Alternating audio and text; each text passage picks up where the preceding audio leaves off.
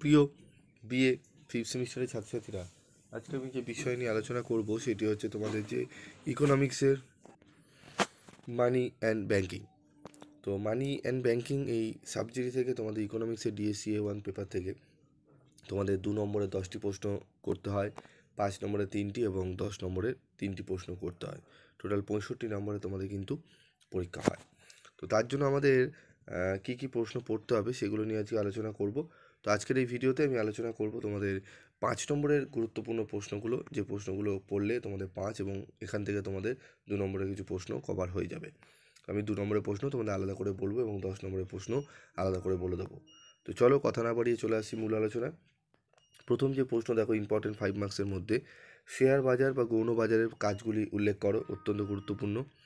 অর্থের যোগানের বিভিন্ন পরিমাপগুলি কী কী? ভারতীয় মূলধন বাজারের কাঠামো বর্ণনা করো। ভারতীয় ব্যাংকের গুরুত্বপূর্ণ সংস্কারগুলি উল্লেখ করো। রেপোর ওপর সংক্ষিপ্ত টিকা লেখো। উচ্চ ক্ষমতাপ্রাপ্ত অর্থের ওপর একটি সংক্ষিপ্ত টিকা লেখো। সুদের মেয়াদ ভিত্তিক হার কাঠামো তত্ত্ব বলতে কী বোঝো?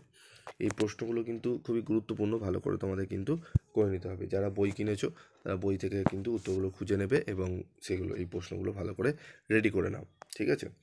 তো এই 7টা প্রশ্ন রয়েছে, 7টা প্রশ্ন খুব গুরুত্ব সহকারে তোমাদের করতে হবে। এরপর চলে আসবো পরবর্তী প্রশ্ন। তো তোমাদের ইংলিশ টার্মগুলো এর মধ্যে দেওয়া রয়েছে, ঠিক আছে? তোমরা দেখে নেবে ক্যাপশনগুলো। তারপর চলে আসবো আমরা পরবর্তী প্রশ্ন।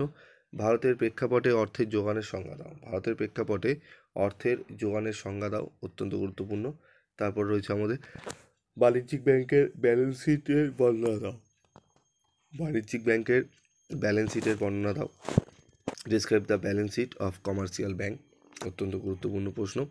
তারপর চলে আসবো আমরা পরবর্তী প্রশ্ন। ভারতের টাকার বাজারের কাঠামো সংক্ষেপে বর্ণনা করো, ঠিক আছে? মূলধন বাজারের এবং টাকার বাজারের দুটোরই কাঠামো ভালো করে পড়ে রাখবে, দুটোর মধ্যে একটি ঘুরিয়ে ফিরিয়ে কিন্তু তোমাদের আছে। তো 5 নম্বরে এই 10টি প্রশ্ন যদি ভালো করে নাও, আশা করি তোমরা মিনিমাম 2 থেকে 3টে প্রশ্ন কিন্তু কমন পেয়ে যাবে, ঠিক আছে? তো এই প্রশ্নগুলো ভালো করে রেডি করো এবং 10 নম্বরের প্রশ্নের সাজেশন আমি তোমাদের খুব শীঘ্রই দিয়ে দেবো এবং 2 নম্বরের প্রশ্নের কোশ্চেনও আমি তোমাদের দিয়ে দেবো। তো আজকের মতো এইটুকুই, দেখা হচ্ছে পরবর্তী ভিডিওতে। সকলে ভালো থাকবে, সুস্থ থাকবে।